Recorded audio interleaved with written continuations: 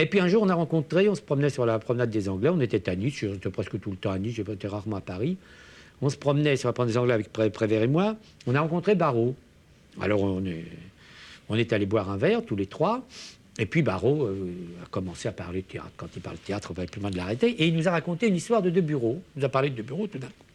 Une histoire très singulière de Bureau, qui était arrivé à De Bureau, il se promenait à l'apogée de sa gloire, il se promenait avec une amie à son bras à Boulevard du Crime, et il y avait un poivreau qui l'avait accosté, Barrault.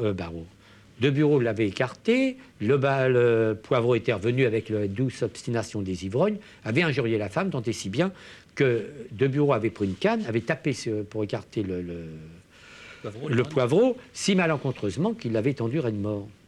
Et alors l'idée que nous avait séduit Prévert et moi, c'est que tout Paris s'était précipité aux assises pour entendre parler de Bureau.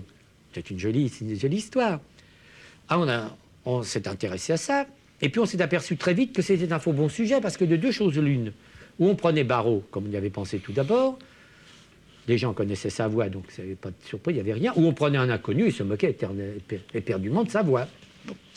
Alors Prévert voulait abandonner. Puis moi, je lui ai dit, écoute, moi j'aime beaucoup l'époque, je vais aller à Paris, je vais aller au cabinet des estampes, je vais voir ce que je vais trouver, je vais essayer de te ramener des documents, on va voir. Toi, n'abandonne pas tout à fait l'idée, pense à autre chose si tu veux, mais n'abandonne pas tout à fait l'idée.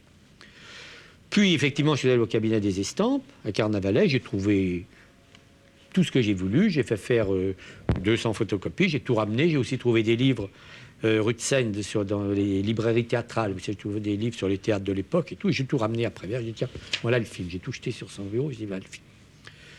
Et puis Prévert a déjà un petit peu travaillé, puis c'est venu comme ça jusqu'au moment où s'est aperçu que ça allait être très long, le film allait être très long, parce qu'il y avait beaucoup de personnages, parce qu'il fallait les monter, on disait qu'ils avaient du génie, il fallait les montrer dans leur action. Et je suis revenu trouver Paul V, le producteur, qui était à Nice. Lui, nous, on travaillait au-dessus de Saint-Paul-de-Vence, là, à Tourette, et je lui ai dit, Paul V, André, le film va être long, je viens vous prévenir. Il me dit, ah bah oui, mais un film long coûte beaucoup plus cher, il ne rapporte pas plus, vous pouvez faire 2 époques. Je dis, je pense, mais de toute façon, si on accepte, Prévert et moi, pour l'exclusivité, alors on vous demandera de préciser le film en une fois, parce que c'est pas un film en 2 époques, pour des raisons commerciales, oui, mais non. Alors il a accepté, puis on a fait donc ce film. Et je vous dis, tout s'est très bien passé jusqu'au moment où les Américains, ça a l'air de rien avoir à faire avec l'histoire, vous allez voir que si, où les Américains ont débarqué en Sicile. Et le gouvernement français et les Allemands ont pris peur et ont vu déjà les Américains dans la baie des Anges. Elle avait un an pour monter, mais ils les ont vus dans la baie des Anges et on nous a donné l'ordre de rentrer tout de suite. J'ai essayé de parlementer avec Paris pour qu'on nous laisse tourner le boulevard du Crime qui était déjà construit dans le terrain. Il n'y a rien eu à faire, on est monté. Et alors là, quand on est arrivé, on a appris que le producteur était interdit par les Allemands. Je n'ai jamais su très bien pourquoi. Interdit par les Allemands, je n'ai pas su. Alors, durant 3 mois, il y a du pourparler de reprise du film. Enfin, c'est Pathé qui a repris le film. On y a tous mis d'une autre, c'est-à-dire qu'on n'a pas demandé d'indemnité, rien du tout, pour continuer le film. Je ne dis pas finir, continuer, parce qu'il n'était pas très avancé. Tant et si bien que moi, j'ai tourné pour rien les 2 derniers mois. Et j'ai fait tout le montage, fait la finition pour rien. Et à ce moment-là, alors on a donc repris le film. Tout a à peu près bien marché. On a eu des ennuis parce que, par exemple, quand on a quitté Nice, c'était les Italiens qui occupaient Nice et on avait l'autorisation de tourner la nuit tourner des grandes scènes de nuit sur le boulevard. On avait déjà préparé les éclairages et tout. Et quand je suis revenu, c'était les Allemands. Il y avait eu et ça, on n'a pas eu l'autorisation. Et on aurait eu tout le boulevard du Crime illuminé le soir avec la sortie du théâtre et tout. Ça aurait été vraiment très beau. Les essais étaient très très beaux. Les premiers éclairages en fait étaient très beaux. Et puis on a dû se contenter de raccords en studio. La façade du Grand Théâtre a été refaite en studio. Enfin beaucoup, la scène où Barrault et Brasseur boivent le vin chaud aussi en studio et tout. Puis on avait des ennuis parce qu'il fallait, comment dirais-je, prendre des figurants qui avaient adhéré au syndicat des Allemands, syndicat collaborateurs. Alors tous les jours il y avait un contrôle. Mais enfin, il n'y a pas eu trop de difficultés. On a eu aussi des histoires, enfin, des incidents qui tenaient à l'époque présente. Par exemple, on avait un directeur de production qui était résistant, qui a failli être arrêté par la Gestapo, qui, en plein tournage, qui s'est sauvé, Dieu merci, pu échapper.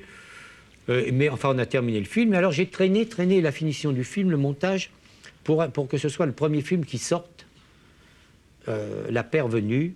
Et puis j'ai raté mon coup de 13 jours. C'est-à-dire, le film est sorti le 25 avril 1945 et je crois que l'armistice a été signé le 8 mai. Vous voyez. Et puis là aussi, les avis étaient un peu partagés. La presse a trouvé que c'était un peu théâtre et tout. Et comme disait Prévert, il y a, je crois, 60 minutes ou 50 minutes de cinéma muet et pantomime et tout. Si on trouve que c'est théâtre. Et puis alors, tout d'un coup, le film a eu un immense succès, aussi considérable que Les Visiteurs Plus. Et c'était un film très curieux parce que c'est le film dont on me parle le plus de moi. Je rencontre souvent des gens qui me disent « j'ai vu le film 15, 16, 18 fois ». Et je sais, parce que j'ai un léger intérêt sur le film, je sais qu'il n'arrête pas de passer en Amérique. Depuis qu'il est sorti, depuis qu'on a acheté, depuis enfin peut-être 20 ans maintenant, il n'a pas cessé de passer une semaine en Amérique, dans telle ou telle ville. Curieux, ce film. Et il a refait enfin récemment, j'avais un peu, enfin il y a 2 ans, je crois, il a fait une exclusivité, une reprise à la Pagode, qui est une ville, c'est une salle importante à Paris, et les gens étaient assis dans l'allée. Et des jeunes, et beaucoup de beatniks et tout ça. Et moi, j'avais très peur des jeunes, comment ça va être un beat, pas du tout. Et on continue à parler de ce film,